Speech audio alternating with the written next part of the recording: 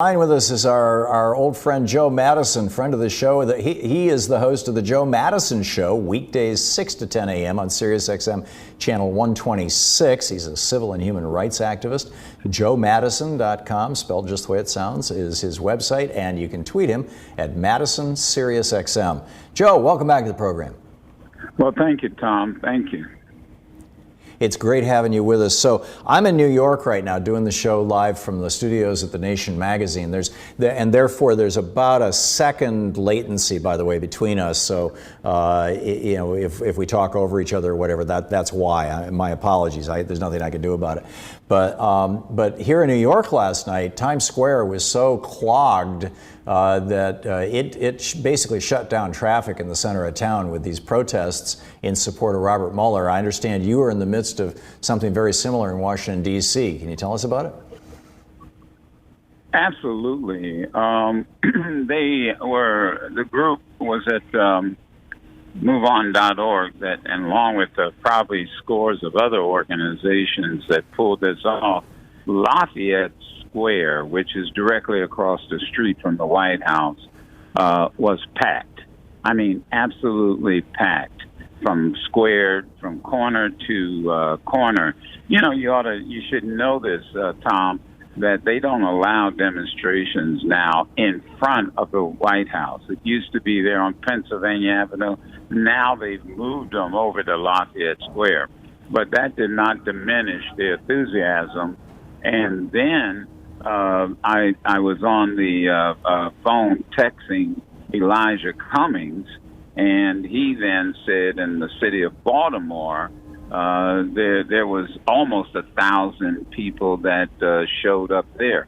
And we should also point out, Tom, that I was in Lafayette Square in downtown Washington, D.C., but the suburbs of Washington, D.C., Silver Spring and other suburbs, they had huge crowds.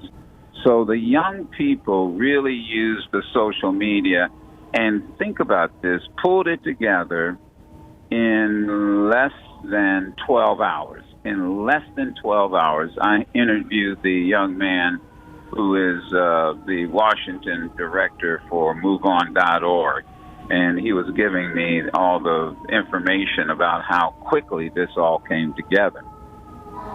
Yeah. It's really remarkable. Joe, in our last conversation, I think it was last week or the week before, we were talking about a movement, not a moment. It seems to me like the movement is here and it's going to stick around for a while. Is that your sense? Well, I think yes. But remember what I said, what qualifies a movement, and that is sacrifice. And young people and others have got to understand that this is going to require sacrifice. Now, people say, well, what are you going to sacrifice? That's up to the individual. It may be their time, it might be their money, it might be their energy. Who knows? And as this movement keeps growing, we're all going to be asked to sacrifice an awful lot.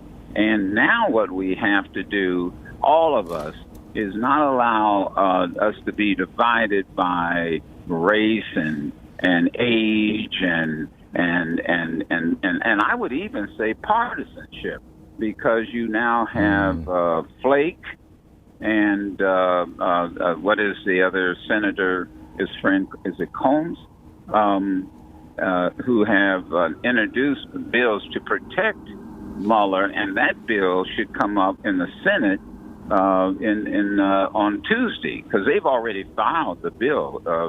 And this, as somebody said last night, Tom, this is not a partisan issue. This isn't about partisanship. This is about what is right, and that is to let Mueller finish. And we're right there at the finish line, and let's find out what he has and go forward. Yeah. Yeah. What are you hearing on your show as the major issues that people want the Democratic Party to hit the ground running with in January when they're sworn in? Easily. That's easy. That's easy. Number one, health care. Right there at the top. No ifs, ands, buts about it. Infrastructure And then number 3 on my show would be to correct what the Supreme Court did to the Voting Rights Act, the so-called pre-clearance part, I believe. That's what's at the top. Healthcare, infrastructure, because that means jobs. That means improving our communities, roads and rails and airports, and then of course right at the top is the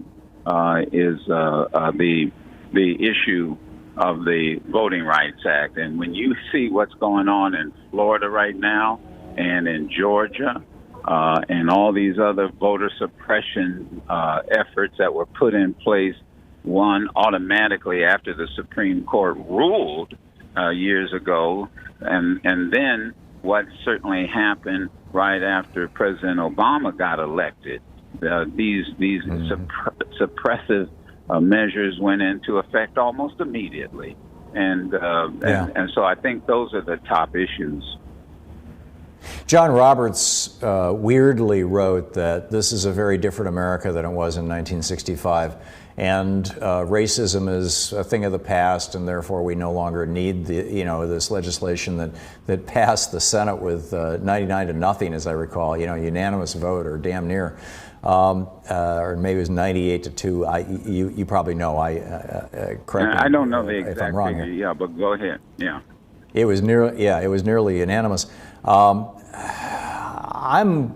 Everything I'm seeing tells me that we haven't changed much at all. I mean, we might have elected a black president, and a lot of people thought, okay, that's it, we've won, and it kind of went back to sleep, and that brought us 2010. But, Trump was still out there with his birtherism stuff, and I'm sure you know what Michelle Obama wrote about that in her book. What danger he put her and her family in. And in the final 2 minutes here, I'm curious your thoughts on the state of all that right now. Well, look. Let me just make it very simple, as my grandfather used to tell me, Tom. Joseph, just put it where the goats can get it, in plain language. In other words, take it to the root. Yeah. And that is, look, Jim Crow still exists. We don't count how many bubbles are in a bar of soap or how many jelly beans are in a jar or poll taxes. What we have now is the sophisticated cousin of Jim Crow, James Crow Esq. Jr. And that's all these suppression laws are. They're just James Crow dressed up in a pinstripe suit. It's to have the same exact effect. And that is to suppress the vote, to make it difficult. That's what our grandfathers had to go through, and that's what these young people are going through now. And so Roberts was absolutely wrong. And matter of fact, those in the Republican Party know that they introduced laws to suppress that vote. As I said, most of these voter suppression laws didn't even have a problem. They didn't start until after they saw this huge turnout related to President Obama's campaign and eventual election. So just tell your audience it's very simple. It's not Jim Crow, but it is certainly James Crow Esq. Jr., and the impact is still the same. Yeah, and all the same amount of effort and thought and legal and everything else going into it.